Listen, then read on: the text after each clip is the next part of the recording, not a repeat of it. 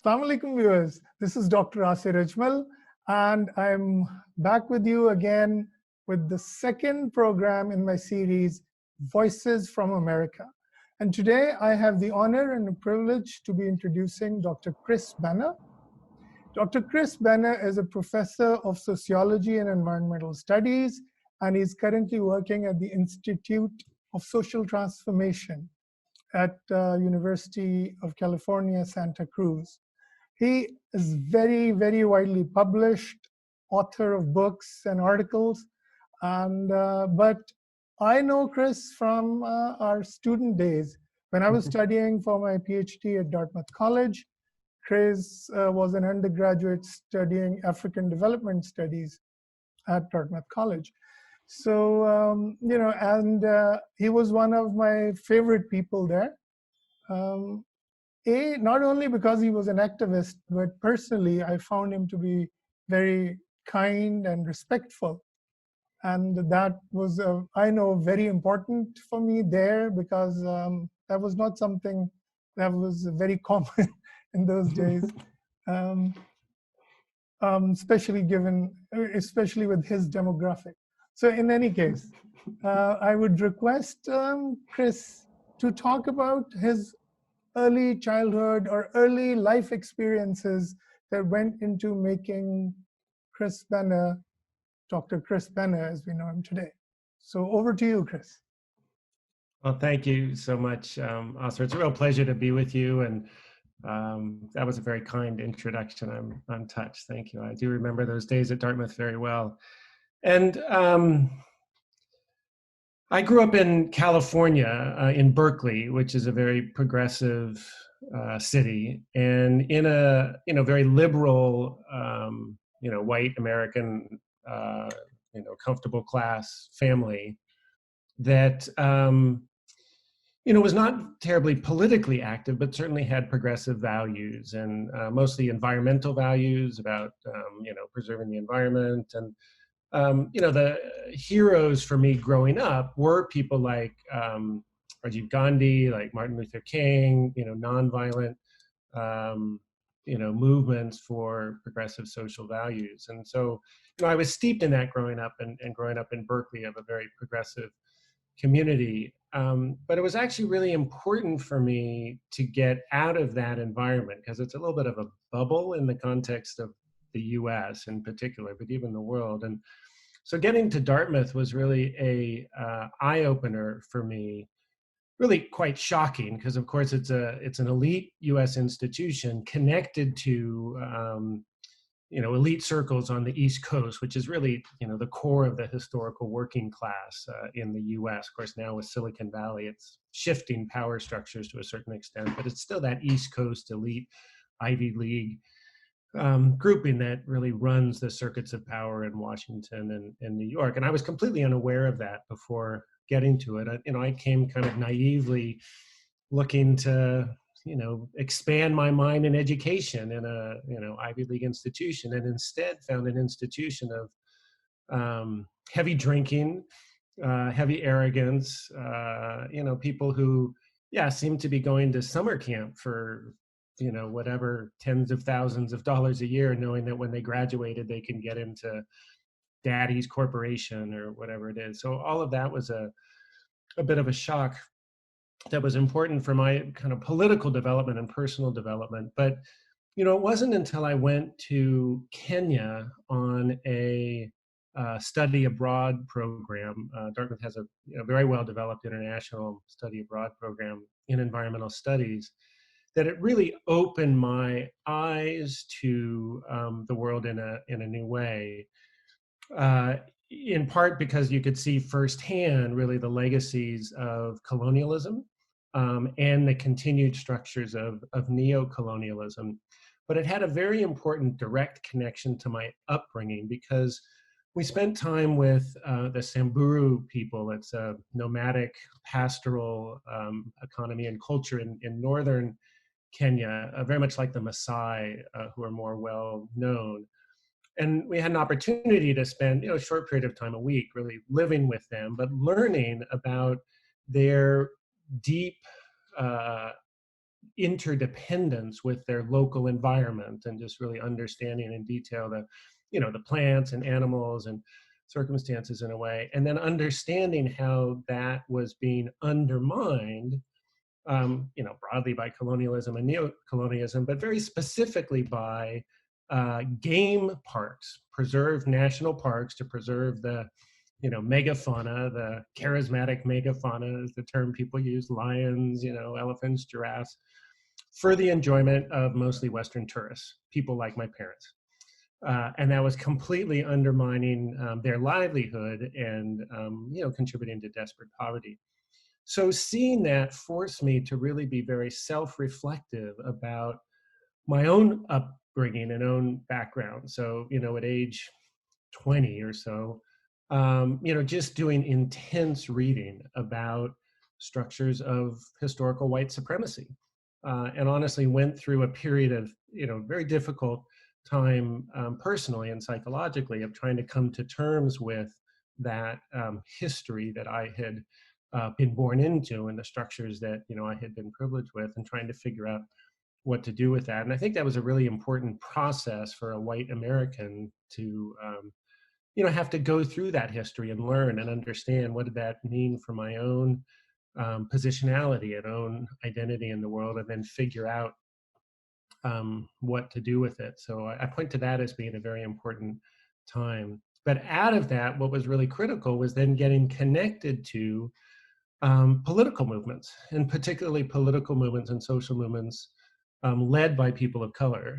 And part of that was working in the US at that time in international solidarity work to support the Sandinistas in Nicaragua. And you reminded me that we spent time in Managua together. And then going to work in South Africa for the Congress of South African Trade Unions in the period from about 1990 to 94. So in the period leading up to the first democratic elections, and really trying to help support the union movement and some of the civic organizations at that time. So of course that was tremendously influential in my thinking and understanding. But part of what happened in that process, right after the fall of the Berlin Wall in 1989, the breakup of the Soviet Union, that sort of the compromises that then ended up getting structured into the democratic solution in South Africa, that were tied with these changing global geopolitical structures and forces, made me realize again that there was so much going on in the world that I did not understand, and went back to graduate school at that point, and ended up studying with Manuel Castells, who's a very well-known sociologist who studied a lot of the information economy and information society, and really got into my current work over the last really 20 years, which is trying to understand sort of technologically linked economic restructuring and implications for social justice. So that's a little bit of a long-winded explanation of sort of how I ended up in academia and the interests that I'm involved in now. Can you tell me something more? Because I would like to talk to you about what's happening in the United States right now.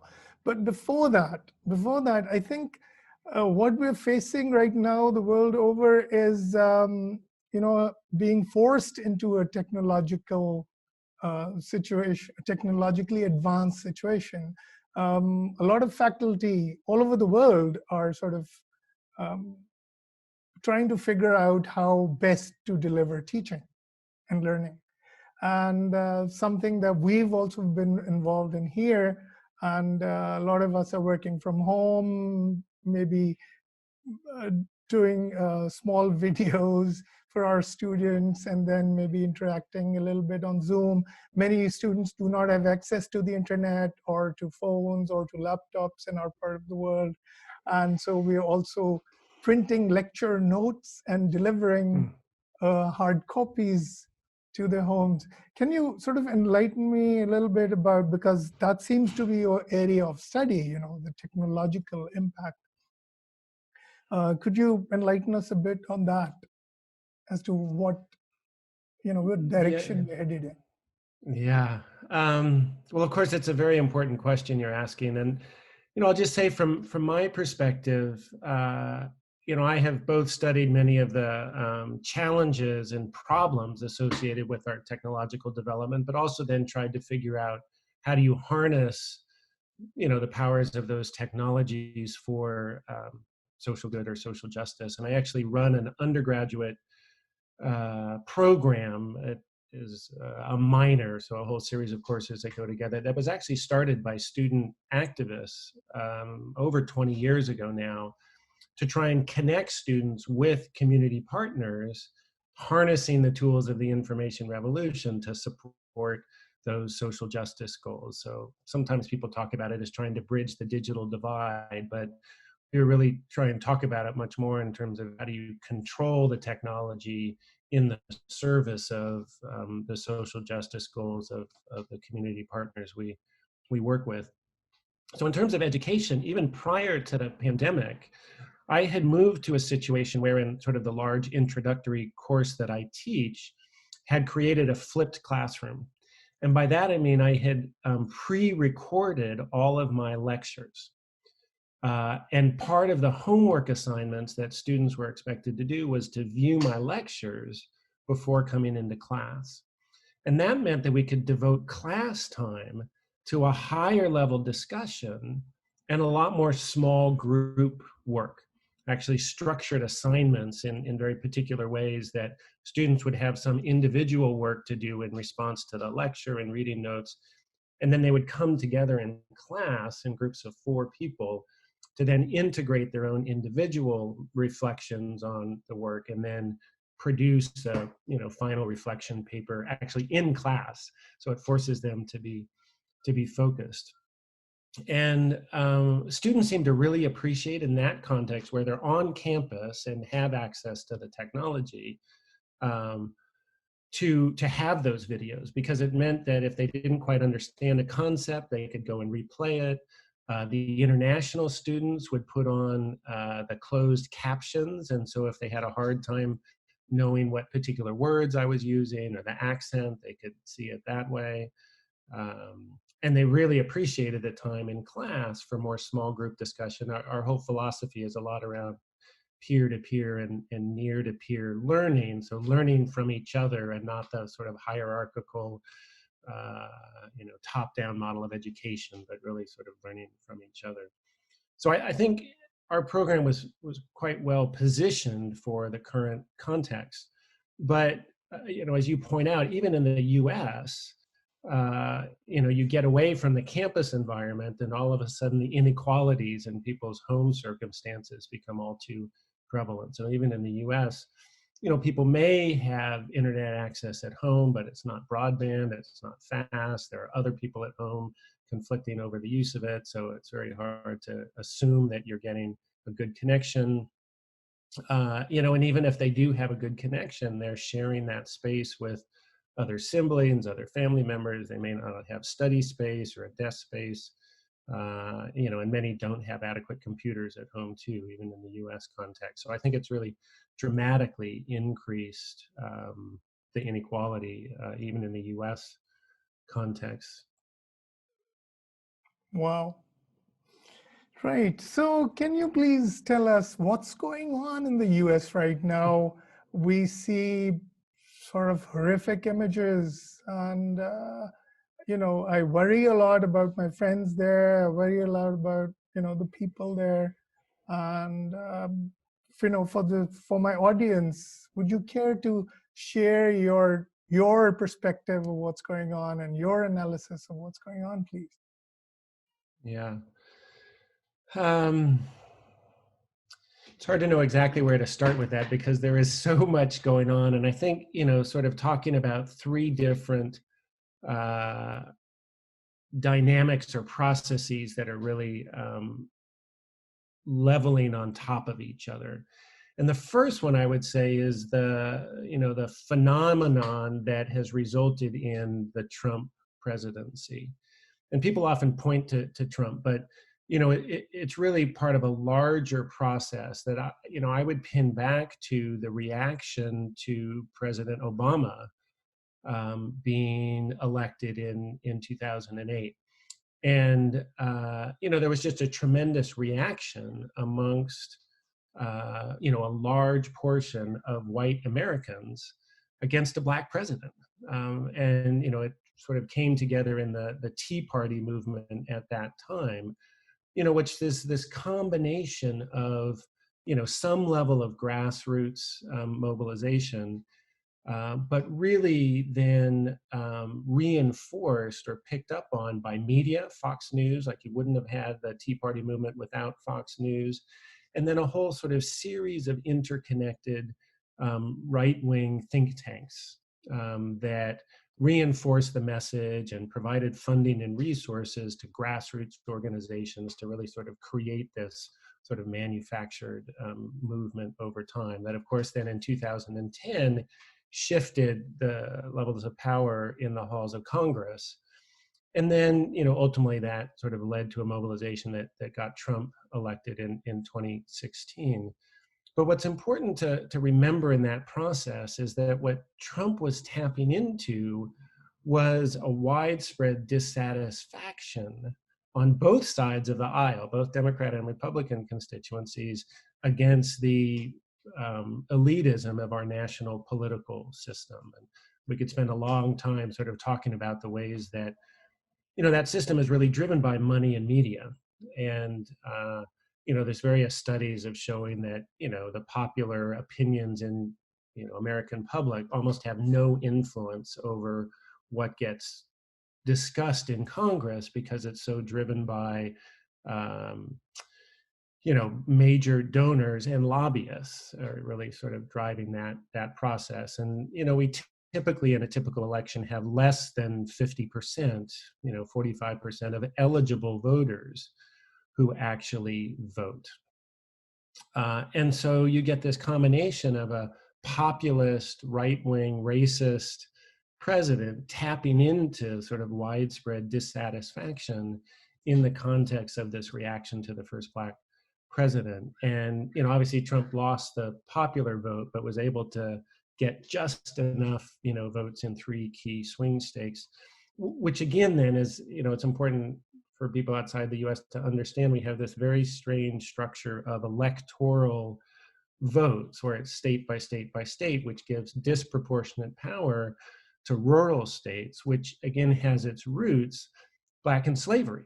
And it was an effort to try, in the compromises of creating the Federation of the US, to bring slave states along by giving them disproportionate power. So, we have this racist president who, is attributing his victory to structures that stem from slavery. So there's that.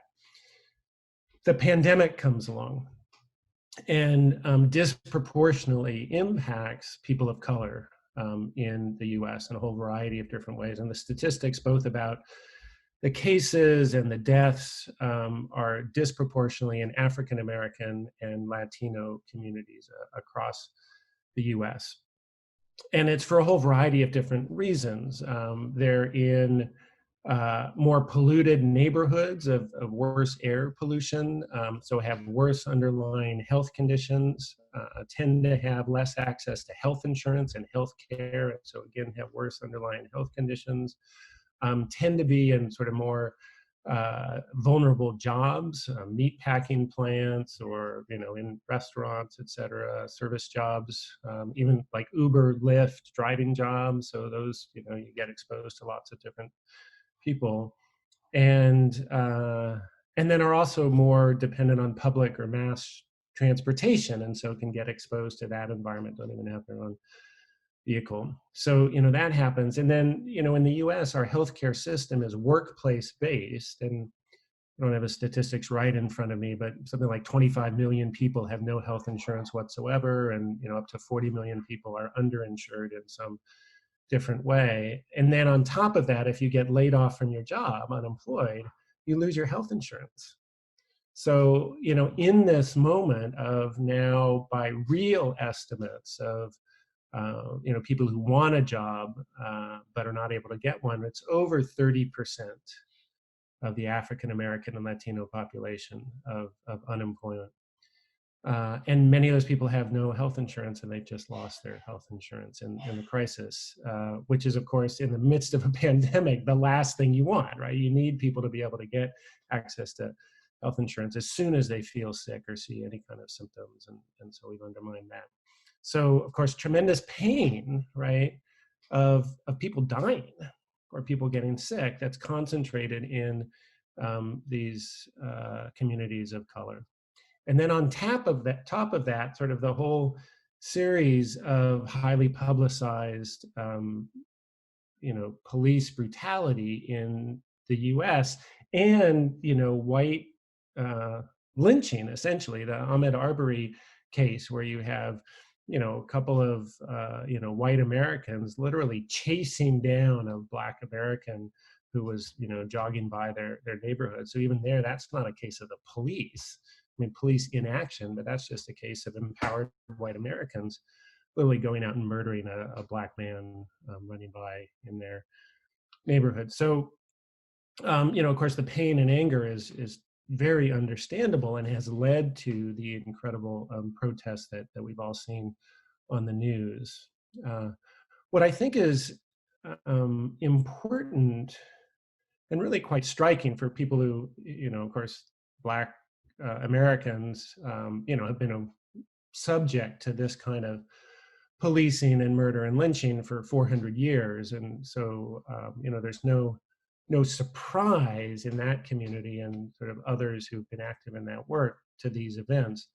They were, visually and sort of in the particular cases, I think particularly egregious. So, I think there is something about this particular moment. But coming on top of all these other things, where it's really forcing, I think, many in American society to realize the problems are not just surface. These are deeply, deeply rooted. And I have to say, I've been quite encouraged by the level at which people are now realizing, there's certain structures of our country that are rotten to the core and need to be re-examined and changed. So, the whole move to defund the police or reform the police or sort of root out the core of it is, always been there as an advocate, from particular communities. It's now, of course, in the mainstream media and being debated at the top levels of, power at state levels and in the federal government. Here in California, even before the George Floyd protests and others, just in response to the pandemic, there's real possibilities of putting in place a wealth tax that people have been organizing for, just getting mobilized. And again, it comes out of the last really 20 years of kind of social movement organizing, sort of the most recent round of it, to be in a position where in California, 2/3 of the state legislature in both the Senate and the Assembly are Democrats. And many of those Democrats actually come out of social movement organizations. So they're not your typical sort of corporate Democrats. They really come out of unions and immigrant rights organizations and others who now, really can be in a position to think about policies of, a wealth tax and, health insurance for all in California and various other increased taxes. Because of course, again, the other thing that's happened in this pandemic is the tech companies, Netflix and Facebook and Google and others, I mean, their stocks are continuing to go up. I mean, they're a net increase at a time when, the global economy is crashing. And it's because, of course, we're all dependent more on the remote communication. And, those of us in white collar jobs, okay, we work at home and that's a little frustrating, but we're still working. Whereas, as I said, 30% of African Americans and Latinos are unemployed. And many of those that are employed in essential occupations are putting themselves at risk for living, minimum wage jobs, barely poverty jobs. And so, of course, that inequality is really starkly highlighted right now. So I'm actually quite hopeful in this moment that I think the space for fundamental change in America is much larger than it's been in my lifetime. And so many of us are now really trying to work as hard as we can to figure out how do we take advantage of this moment to push in real structural changes. Because of course the worry is that, we've had these, media moments before, after the Rodney King uprising in '92, and of course at times in the '60s and subsequently, that then don't lead to structural change. So the real critical thing we're all thinking about at the moment is how do we make real structural change in the time when this political moment is here. Right. Yeah, I would like you to, if you can, elaborate a bit more, because I was looking at the protests. I was looking at the whole range of protests, from some really violent ones to mostly non-violent protests. Is there a game plan? Are is the sort of are the U.S. Progressive elements thinking we need to capitalize on it and achieve something in the long term? So it's mostly decentralized. And I won't say spontaneous. There is a level of spontaneity to it, right, where people are just coming out. But the protests, at least to the experience that I've had connection to, and understand, I live in Santa Cruz, which is a little bit of an isolated college town, and so I'm just basically dependent on the media as anywhere else. We have had local protests here too. But there are, organizations in Black communities all over the country who have been working on issues of police reform or, prison abolition. Of course, going back, you can trace it back for hundreds of years, but Angela Davis, who's a very prominent faculty member at UC Santa Cruz until she retired, has been a strong advocate of police or prison abolition for a couple decades now, and more recently, really pushing for police abolition, and that's been an inspiration for lots of small groups around the country. And so I think the protests have that influence of groups in a variety of different ways that we can see in the protests. And again, I'm most aware of this in California. So in Los Angeles, going back to 1992, there were major protests in the wake of the Rodney King verdict. So for your listeners who may not know, Rodney King was a Black man who was caught on video being beaten by LA police. And when the police were acquitted, it led to these tremendous protests and uprisings that were concentrated in Black and brown communities. And actually, the police at different points tried to isolate it in those communities so it wouldn't get to downtown and wouldn't get to white, wealthier communities. And it ended up creating tremendous damage in the very poor communities that had been the most subject to police repression. But what that led to post '92 was an incredible sort of rethinking and reorganizing of grassroots protest action or political groups in Los Angeles that has then spread throughout the state of California, and really very sophisticated in, we talk about regional equity movement. So within broad metropolitan regions, sort of getting out of just neighborhood organizing and recognizing the interconnections across constituencies and across race and across income, and a very sophisticated linking of grassroots organizing work with electoral work. So we use a term called integrated voter engagement. And just as again, of a little background, in a traditional political process in the US, the two major political parties, the Democrats and Republicans, will hire people to get out the vote efforts. And there'll be strangers in the neighborhood who go door to door knocking and try and get people to vote for their candidate. And when the election is over, then they disappear.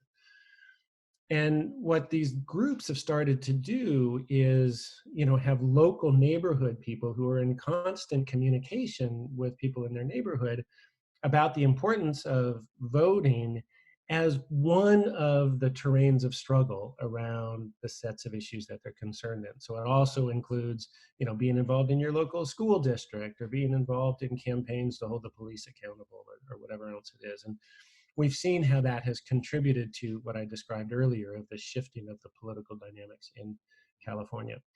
And so you'll notice in Los Angeles, the protests today are not in South Central LA, the poor neighborhoods. They're downtown, they're in Santa Monica, they're in, the wealthier communities, again, because those grassroots organizers are targeting it and focusing it in ways that it can actually have an impact. And so when you have some of the sort of disruptive elements that have, had property damage as part of that, it's not causing property damage in the poor neighborhoods. It's targeted at, the multinational corporations and wealthy households that are there.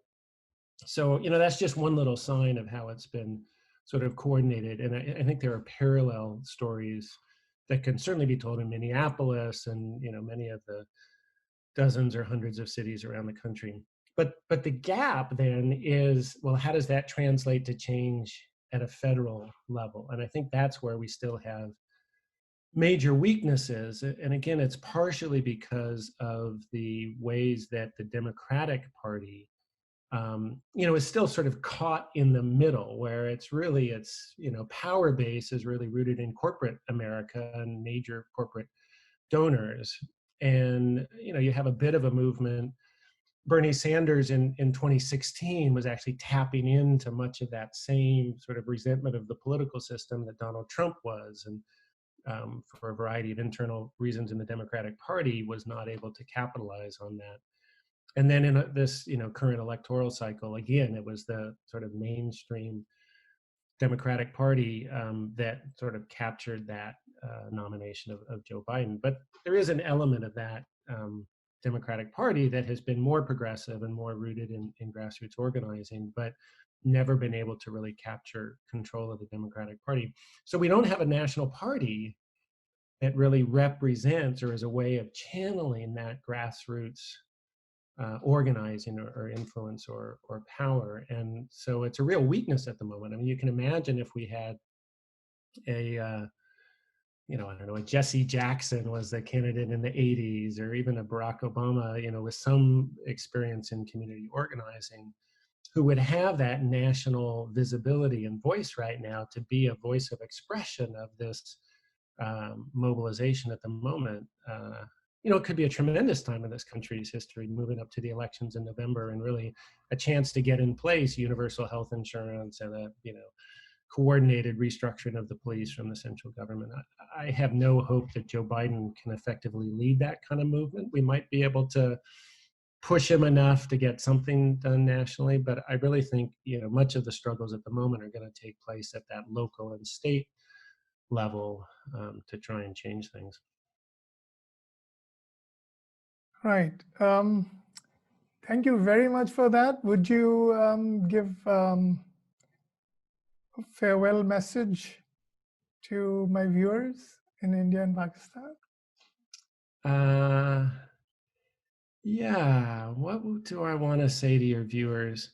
Well, I guess it's sort of two things. One is, I hope your viewers all recognize that the structures of the US government do not represent the views and perspectives of, I would say, the vast majority of Americans.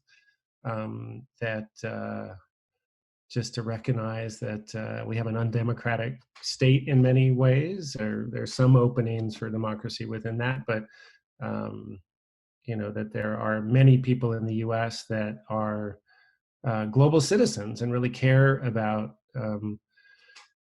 our role in the world and trying to change that historically destructive role to become a more progressive and beneficial force in the world. So don't be disheartened by the top levels at the US. We are trying to work to change that. And then just, we continue to try and learn from the rest of the world. And I will mention, Asir, and I will share you the information. I'm giving a talk in a week on the 22nd of June that I call Solidarity Economics for the Coronavirus and Beyond. And it's really trying to pull together some of the, lessons of this time about the importance of, not just taking care of everyone. That's a public health, principle of, if you want to take care of society, you have to take care of everyone in the midst of a pandemic. But really, if we were to not just take care of everyone, but listen to and be led by the perspectives and voices of those who've been historically marginalized, it actually leads to better economic outcomes. And I'm starting that talk by talking about Ethiopia, which is sort of an undertold story. It has a sort of challenging history, but has the lowest incidence rate of COVID-19 of any of the major countries in Africa. It's the second largest country in Africa, and has been the most rapidly growing economy in the world over the last 15 years. It's actually been growing on average almost 10% a year for the last 15 years. And the key point about how it has been able to be that sort of lowest incidence rate in the African continent is rooted in a story of both the importance of public health infrastructure and sort of a coordinated strategy of education and social solidarity, of recognizing we have to look out for each other and support each other as part of that process. Whereas the U.S., we were concerned about ventilators and how many ventilators do we have, and of course that's the end of the game. If you're worrying about ventilators, you've already lost, right? You really need to be worried about masks and testing and protections at that point. So I try and make that point that Ethiopia, which in the global imagination 30 years ago was the site of major famine, is now a site where we should be learning from the successes they have had, and we blind ourselves by not learning from that. So that's just one example that we in the U.S. have much to learn from people all over the globe, in Pakistan and India and other places. So I would welcome any of your listeners to reach out to me. I'd be happy to be in dialogue and communicating about what's going on in your countries, so we can learn from that, as well as sharing what I know about the United States. Well, once again, thank you very much, Dr. Benner, for a very, very enlightening discussion. Hope to have you back again on my channel, in due time. So it would be a pleasure. I have enjoyed it very much, Asir, and look forward to reconnecting. Thank you. Okay, then. Goodbye.